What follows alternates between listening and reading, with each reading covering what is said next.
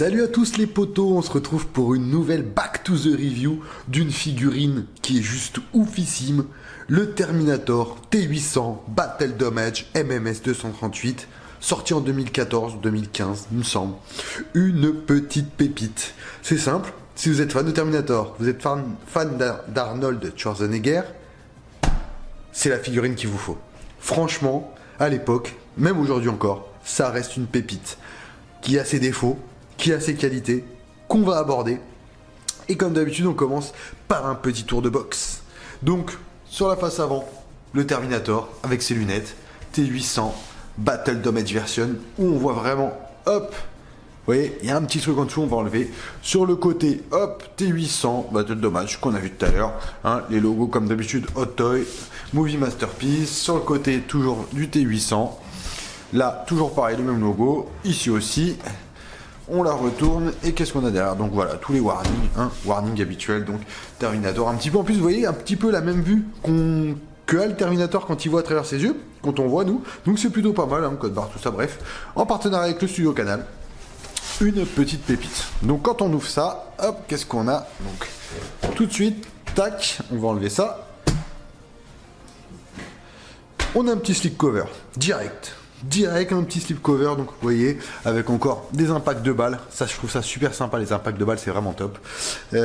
Movie Masterpiece, son petit canoncier, T800, Battle Damage Version, 1/6 Scale Collectible Figure, hop on soulève, oh là là, tout de suite on est comme des foufous sur ce qu'il y a dedans. Donc on va voir un petit peu ce qu'il y a dedans, on va enlever, hop là,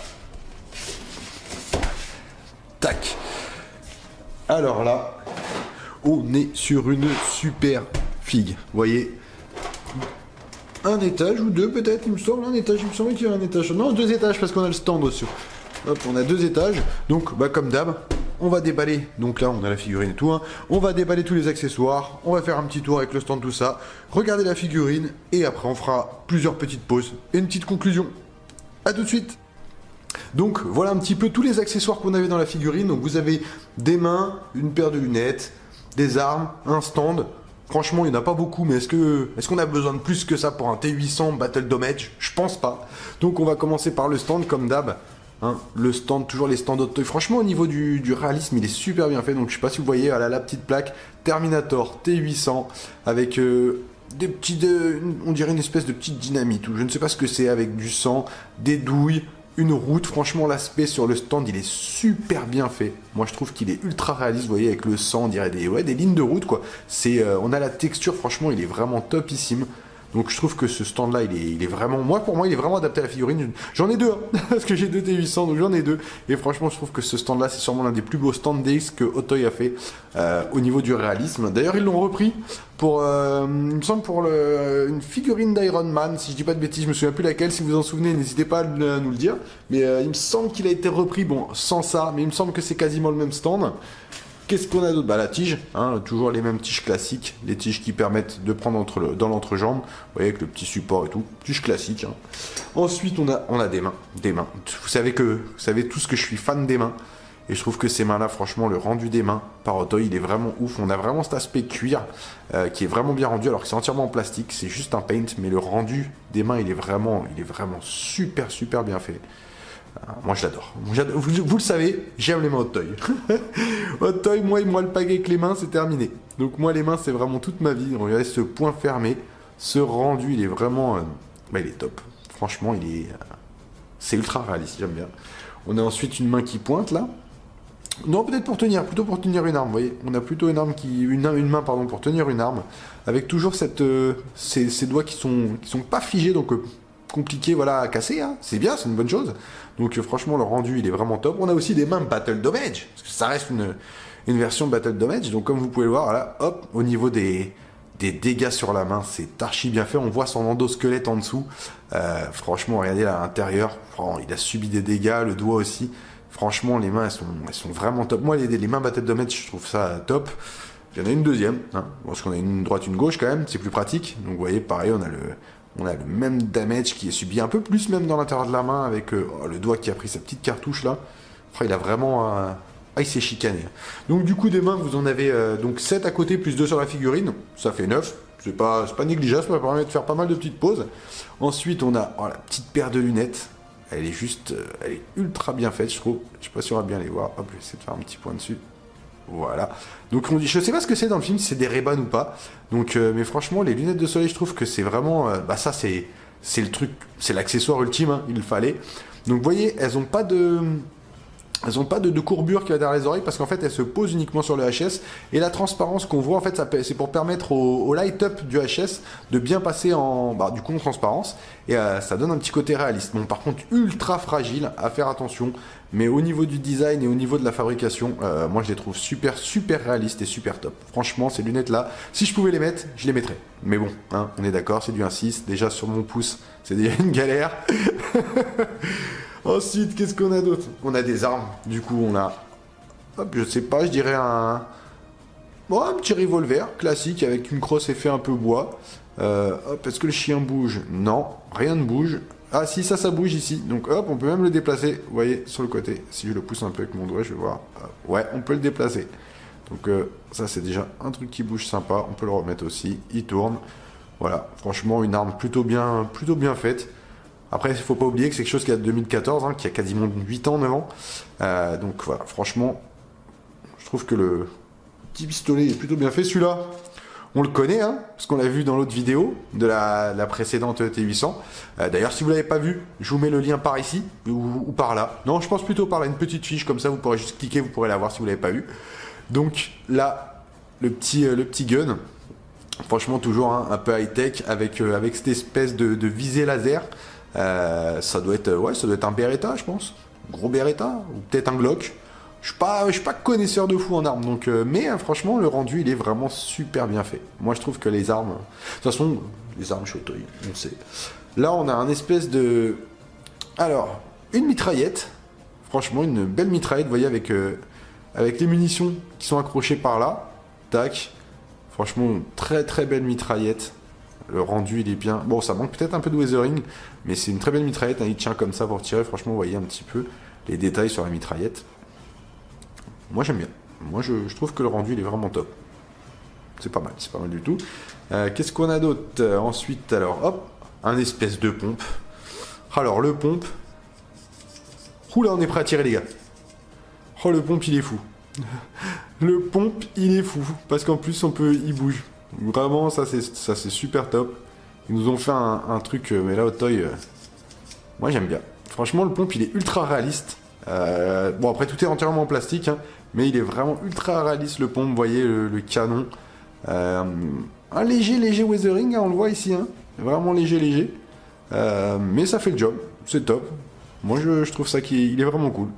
Donc voilà, on a fait un peu le tour des accessoires. Comme je l'ai dit, il n'y a pas grand chose. On va s'attarder sur ce qui nous intéresse. La figurine. Et la figurine, vous n'êtes pas prêts. Alors, la figurine, la voici, la voilà. Figurine qui est juste... hein, il suffit de regarder. Contrairement à celle qu'on a vue du coup, juste avant, vous voyez, le pantalon, il n'est pas de la même couleur. Je trouve que cette couleur-là est vraiment plus accurate au film que l'autre couleur qui était un petit peu trop claire. Au niveau des bottes, donc on a quasiment les mêmes bottes qu'on avait sur l'autre T800, donc la version Tech 9. D'accord. Donc on a c'est quasiment les mêmes bottes, hein, ils n'ont pas vraiment cherché à faire autre chose, donc franchement après c'est les bottes qu'il a durant tout le film, hein, on va pas lui mettre 40 paires de bottes. Donc comme je vous disais au niveau du petit cargo, je trouve que le cargo de cette version là il est beaucoup plus accurate, du coup il est aux bonnes couleurs, enfin pour moi je trouve que la couleur elle est nettement plus sympathique avec un léger weathering, vous voyez au niveau des poches et tout, franchement c'est plutôt sympa. Ensuite on a, alors ça, voilà, ça, on en parlera après, c'est l'un des défauts. Moi, j'ai énormément de chance. Donc, la veste en cuir, qui est juste, franchement, une tuerie absolue. Mais malheureusement, une tuerie absolue qui est d'une fragilité et d'un pelage, je trouve pas le mot, aberrant. Franchement, moi, j'ai énormément de chance, comme vous le voyez, elle est impeccable. Donc, en dessous, vous avez un petit t-shirt. D'accord, avec justement on voit qu'il s'est fait tirer dessus, vous voyez les impacts à travers, hop on voit le sang en dessous, donc pareil, hein, en dessous on a un petit body, vous voyez, avec du sang pour que ça corresponde aux dégâts du t-shirt. On n'a pas de ceinture, voilà, on a vraiment le strict minimum, donc encore une fois des mains gantées sur les mains. Franchement au niveau du tailoring, ils ont vraiment fait un truc de ouf au toy sur cette figurine. Alors la veste, en fait, beaucoup de gens, beaucoup de collectionneurs ont des problèmes, sûrement dû à l'exposition. Moi, j'ai pas ce problème-là, donc je suis dans une pièce qui est plutôt régulée au niveau de ma collection, donc on est toujours sur des températures plutôt correctes, avec un taux d'humidité correct, mais c'est une pièce qui subit très mal le temps, qui pèle avec le temps, qui commence vraiment, c'était pas les plus belles, quoi. Et donc beaucoup de collectionneurs se retrouvent à chercher des fabricants pour faire ces vestes, parce que c'est des vestes qui ont malheureusement pas tenu dans le temps. En parlant de ça, on a justement un de nos fabricants qu'on connaît, qui s'appelle YMK, qu'on vous a parlé il y a pas longtemps, qui d'ailleurs qui nous a envoyé du coup, d'ailleurs on aura quelques images à vous montrer dans la semaine, un kit cuir justement, donc pour le Hunter B1 du Terminator Battle Damage, où il y a un pantalon, une veste et une ceinture. Et en fait, il va décider, donc c'est une petite excuse qu'on vous donne, de faire cette veste en 1/6 pour justement ceux qui recherchent. Et honnêtement, de ce qu'on a vu et de ce qu'on va vous montrer au niveau de la qualité de ce que fait YMK, je pense qu'ils vont vraiment être compétitifs sur le marché, surtout au niveau du tarif. Parce que, oulala, nous, je peux vous dire, quand on a vu les pièces 1/4, on s'est dit c'est magnifique. Et donc, on passe aussi à ce qui nous intéresse, hein, les Hit Sculpt. Donc là, vous avez le premier Hit Sculpt. Donc un Hit Sculpt, on reconnaît franchement par rapport à la version d'avant, plutôt bien Schwarzenegger, il n'y a pas de problème, c'est lui, c'est Arnold. Donc vous voyez avec cette blessure à l'œil là, on voit que c'est pour ça qu'il met les lunettes d'ailleurs, pour essayer de cacher cette blessure, pour pas qu'on voit son œil.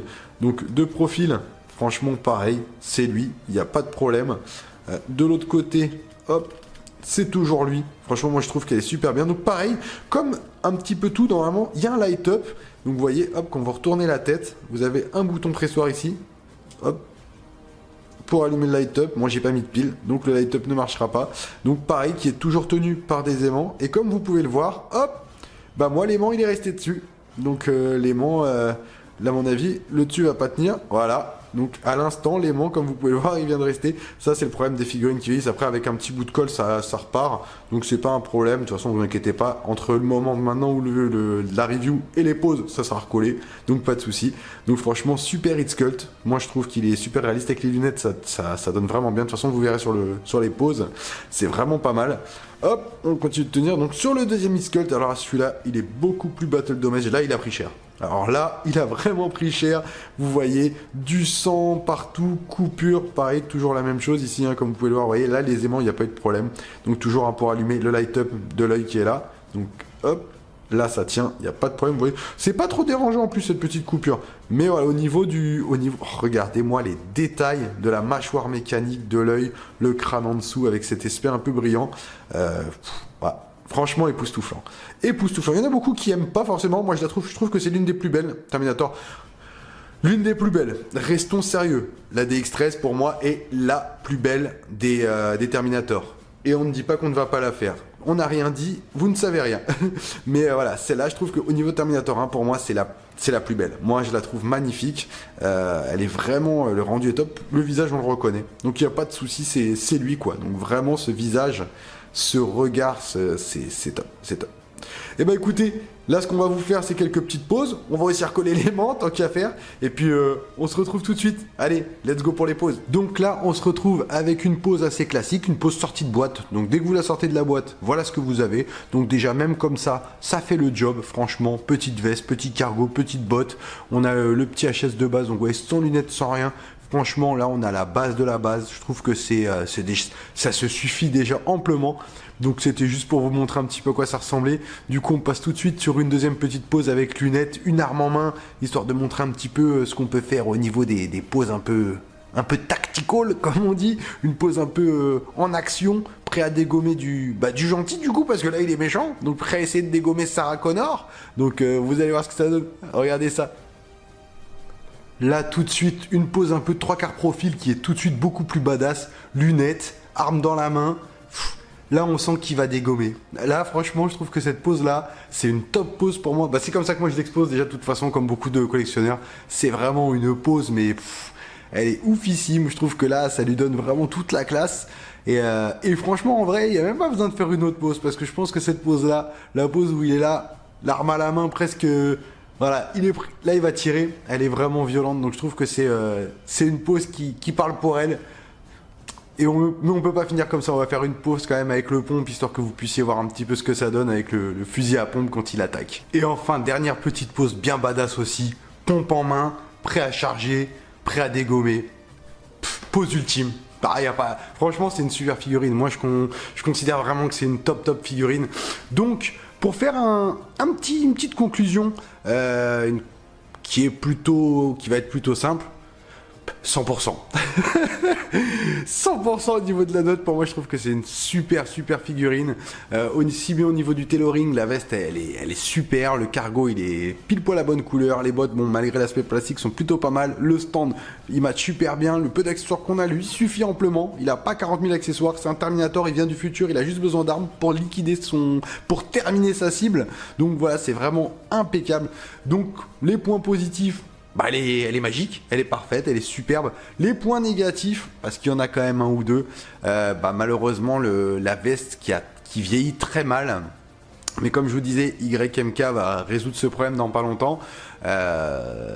Les lunettes qui sont un peu fragiles, les HS pareil, qui sans être forcément d'une taxidermie folle, font le job, ils sont vraiment pas mal, mais on aurait pu faire mieux par exemple quand on compare à la DX13, c'est un chef-d'œuvre quoi.